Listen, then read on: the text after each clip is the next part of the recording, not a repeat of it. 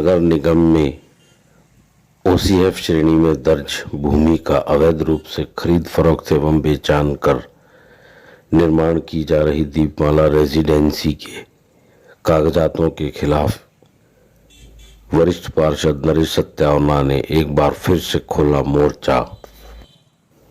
सत्यावना का आरोप, यह बिल्डिंग पूरी तरह से अवैध है और अवैध रूप से इसका निर्माण किया जा रहा है। नगर निगम ने गलत तरीके से इसका व्यावसायिक एवं आवासीय नक्शा पास किया है, जो कि नहीं होना चाहिए था। अधिकारियों एवं कुछ पार्षदों ने इसमें मिलकर बड़ा झोल किया है एवं लेन देन भी जबरदस्त हुआ है। जी बताएं, दीपमाला प्रकरण में आपका क्या कहना है? जैसा कि पहले कई बार शिकायतें भी की गई थी, दीपमाला जो रेजिडेंसी सतगुरु आर्किड की ओर से बनाई जा रही है, इसके विषय में आपके द्वारा कई बार शिकायतें की गई है, क्या कार्रवाई हुई है और इसमें क्या है?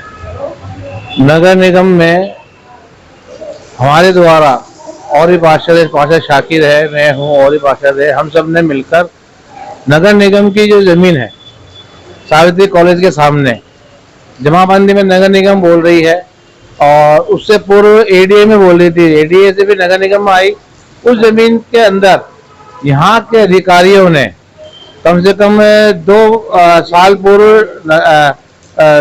400 BC करके उसका उनका नक्शा पास करा और 400 BC करके इस सतगुरु जो ग्रुप है, इस ग्रुप ने पता नहीं कहाँ से किससे जमीन खरीदी और इस कचरे के अंदर उसको डाली।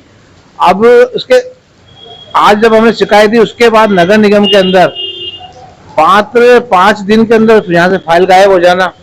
जो फाइल नगर निगम में पड़ी थी 3 कॉपियां, वो गायब हो जाना, ये एक संदेह का विषय है। साथ ही अभी नगर निगम में हमने शिकायत दी तो सीओ साहब ने, इससे पहले जो सीओ साहब थे, उन्होंने बोला था कि भाई जो जांच है तहसीलदार से हम करा रहे हैं इसकी, ठीक है ना। तहसीलदार के पास जांच पहुंची, उसके लिए भी हमने महीना भर हो गया, तो मैं रिमाइंडर के लिए लिखा था मैंने कि भाई रिमाइंडर किया जाए कि भाई हमारी जो भी है जमाबंदी, इसकी रिपोर्ट जल्द से जल्द देंगे नगर निगम को। लेकिन उन्होंने क्या है, गोलमोल करते हुए बात को आगे बढ़ाते गए और उसको रास्ता देते गए। फिर तहसीलदार साहब की जो रिपोर्ट आई है अभी, वो मैंने आपको प्रेषित करी है, व्हाट्सएप कराया मैंने आपको।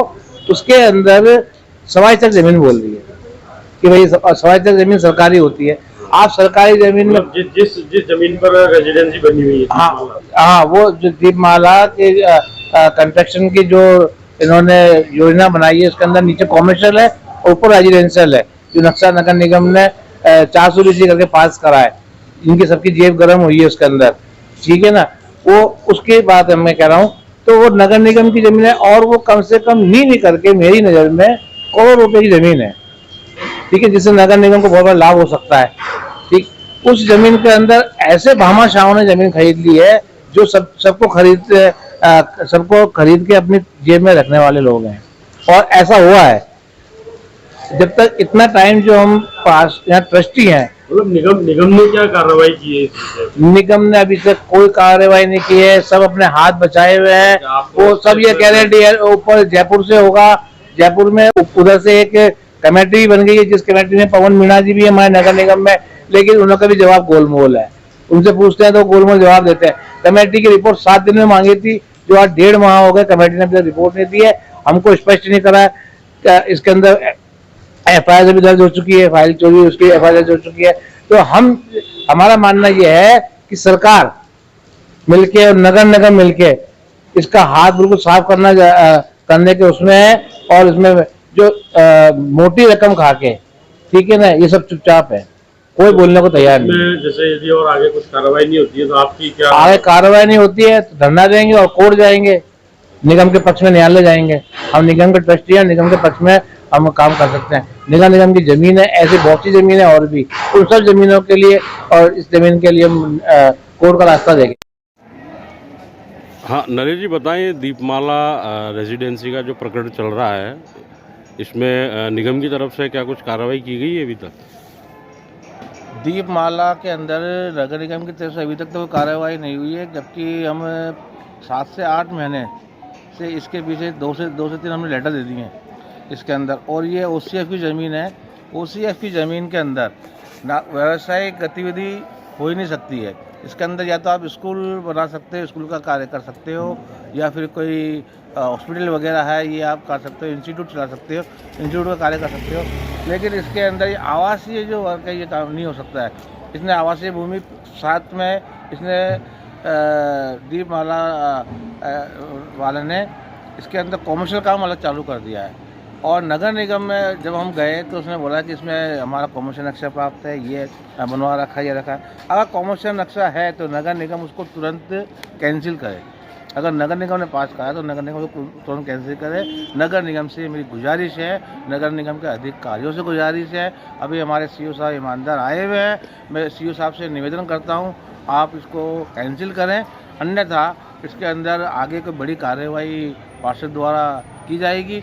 और ये दीपमाला से जो भी संबंधित जो भी केयर टेकर है इसका, वो प्रेस कॉन्फ्रेंस के अंदर ये कह चुका है कि मैंने पार्षदों को सबको सेट कर लिया है, अधिकारियों को सबको सेट कर लिया है, पार्षदों को सेट कर लिया है। तो ये पार्षद आपके सामने चिल्ला रहा है, नगर निगम का पार्षद आपके सामने चिल्ला रहा है, सीओ साहब इस पर कार्रवाई की जाए और जो भी उचित कार्रवाई वो करें। हम किसी का नुकसान नहीं चाहते।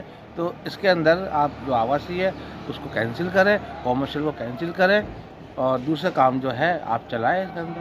तो हमें नहीं, इसमें इस प्रकरण में देखा जा रहा है कि निगम प्रशासन काफ़ी सुस्त है, जबकि पाथवे वाला जो मसला है आना सागर के चारों तरफ वाला, उसके मामले में निगम में अचानक बहुत ज़्यादा तेज़ी आई है और बहुत आक्रामक तरीके से निगम ने कार्रवाई की है।